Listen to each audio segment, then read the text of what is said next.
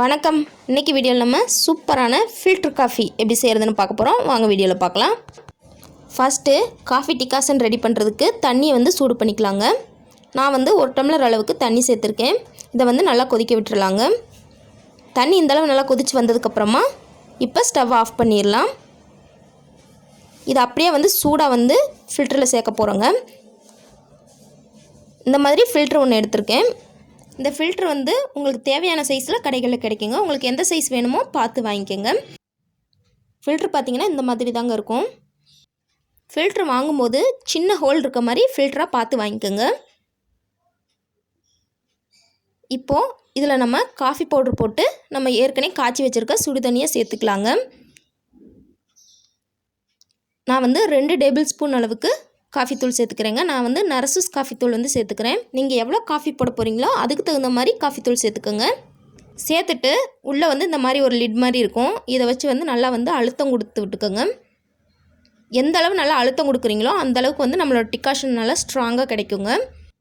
இப்போது நம்ம கொதிக்க வச்சுருக்க தண்ணியை சேர்த்துக்கலாங்க. தண்ணி பாருங்கள் எந்த அளவு சூடாக இருக்குன்னு. தண்ணியை ஸ்லோவாக சேர்த்துக்கோங்க. இந்த மாதிரி கொதிக்கிற தண்ணியை 3/4 ஃபில்டர் அளவுக்கு சேர்த்துக்கோங்க. முழுசாக சேர்த்துக்கூடாது. 3/4 அளவுக்கு இருக்க மாதிரி சேர்த்துட்டு இதை க்ளோஸ் பண்ணி வச்சிடலாங்க. க்ளோஸ் பண்ணிவிட்டு நம்மளோட டிகாஷன் எல்லாம் ஃபில்டர் ஆகி கீழே இறங்குற வரைக்கும் நம்ம வெயிட் பண்ணிக்கலாங்க.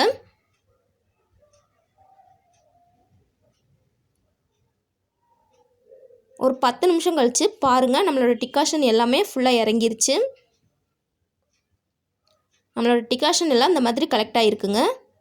இப்போ நம்ம காஃபி போடுறதுக்கு பாலை சூடு பண்ணிக்கலாங்க.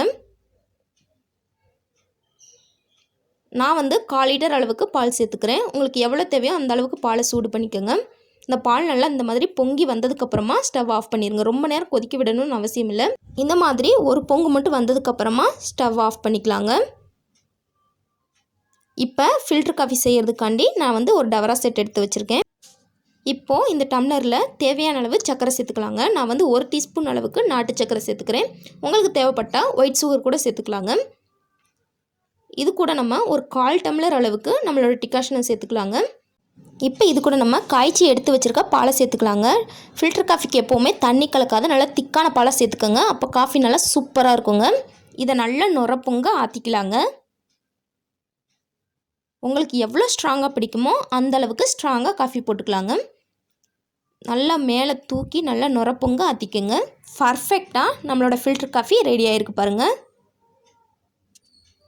ரொம்பவே சூப்பராக இருக்குல்ல. நல்லா நுரப்பொங்க ஆற்றினா தான் ஃபில்டர் காஃபி குடிக்கிறதுக்கு ரொம்பவே இன்ட்ரெஸ்ட்டாக இருக்குங்க.